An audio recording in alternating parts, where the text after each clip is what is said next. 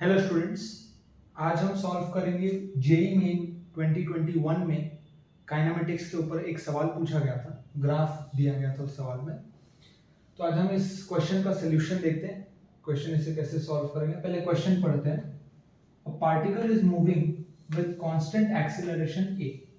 ठीक है, तो पहले लाइन में इंफॉर्मेशन दी गई है कि एक पार्टिकल मूव कर रहा है कांस्टेंट एक्सीलरेशन के साथ। Following graph shows v square versus x plot. ठीक है, तो आपका y एक्सिस पे v स्क्वायर है, v यानी कि वेलोसिटी है, और x एक्सिस पे डिस्प्लेसमेंट दिया गया है। The acceleration of the particle is dash m by s square. ठीक है, तो हमें एक्सेलरेशन ऑफ द पार्टिकल ढूंढना है। हमने देखिए इस सवाल में टिपिकली जो ग्राफ होता है वो v बाई टी होता है या a बाई टी होता है या x बाई टी होता है। ठीक है, या v बाई x भी होता है। यहां पे हमें क्या दिया गया है, v स्क्वायर बाय x दिया गया है। ठीक है, v बाय x नहीं है, v स्क्वायर बाय x है। तो ऐसे टाइम पे हमें क्या करना चाहिए? ये सबसे पहले देखिए, ये एक स्ट्रेट लाइन है तो हम इसका एक इक्वेशन लिख देते हैं। अब किसी भी स्ट्रेट लाइन का इक्वेशन सिंपल टर्म्स में अगर आप जानते हो तो y is equal to mx plus c होता है। ठीक है, y is equal to mx plus c। ये इक्वेशन, ये लाइन का इक्वेशन में लिखूंगा। y क्या है, v square is equal to m into x क्या है आपका, x प्लस c। ये इस लाइन का इक्वेशन है। ठीक है, that v square is equal to mx plus c। देखिए कभी भी आपको याद रखना है, हमेशा if v is a function of x, then acceleration is v into dv by dx। ठीक है, एक बहुत ही स्टैंडर्ड फॉर्मूला है, स्टैंडर्ड रिजल्ट है कि अगर कभी भी वेलोसिटी को as a function of x दिया है तो मैं एक्सेलरेशन को v into dv by dx लिख सकता हूं, बट यहां पे हमें v स्क्वायर बाय x दिया है। ठीक है, इसका मतलब अगर मैं इस इक्वेशन को डिफरेंशिएट कर दूं x के टर्म में तो मुझे dv by dx मिल जाएगा यहां पर। ठीक है, तो मैं इसे यहां लिखता हूं differentiating with respect to x, differentiating with respect to x। तो इससे डिफरेंशिएट करते हैं तो v स्क्वायर बन जाएगा 2 टाइम्स v। ठीक है, और क्योंकि ये v है तो हमें लिखना पड़ेगा dv by dx। करेक्ट है, इज इक्वल टू सिर्फ m बचेगा यहाँ पे। देखिए mx को अगर x के रिस्पेक्ट में डिफरेंशिएट करेंगे तो सिर्फ m बचेगा, और कांस्टेंट का डिफरेंशिएशन ऑब्वियसली जीरो होगा। तो आप देख सकते हैं कि v dv by dx यानी कि ये जो टर्म है ये मेरा एक्सेलरेशन a है। तो मुझे क्या आया, 2a is equal to m, यानी कि a is equal to m by 2।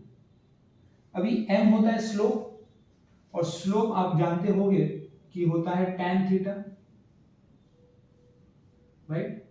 ठीक है, अब इस ग्राफ का या इस लाइन का स्लोप निकालना बहुत इजी है। मैं क्या करता हूं, यहाँ पे एक स्ट्रेट लाइन खींच देता हूं, तो मुझे ये ट्रायंगल मिल जाएगा। ठीक है, इसको मैं थीटा मान लेता हूं, इस एंगल को थीटा मान लेता हूं। तो मुझे ये कितना गिवन है, ये 10 गिवन है, और ये जो हाइट है देखिए 20 से 40 यानी कि 20 है। तो tan थीटा क्या होता है, अपोजिट अपॉन एडजेसेंट, यानी 20 अपॉन 10, और एक 2 ऑलरेडी था हमारे पास यानी कि 1। तो एक्सीलरेशन कितना आया, 1 मीटर पर सेकेंड स्क्वायर, 1 मीटर पर सेकेंड स्क्वायर। तो ये आपका जेईई मेंस का बहुत ही स्टैंडर्ड सिंपल सा सवाल था। जेईई मेंस में इसी तरह के इसी लेवल के क्वेश्चन आते हैं।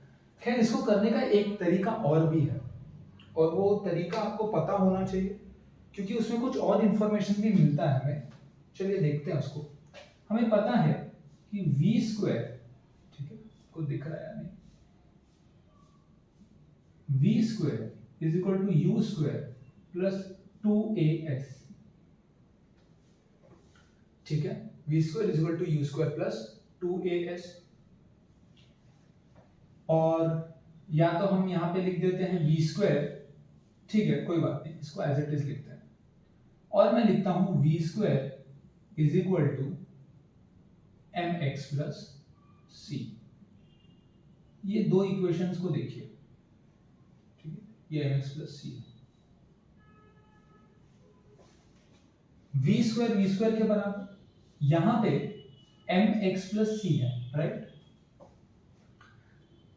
जो 2as है ये यहां पे आपका ms है, mx है, क्योंकि s क्या है, डिस्प्लेसमेंट, और यहां पे x एक्सिस पे क्या दिया है, डिस्प्लेसमेंट।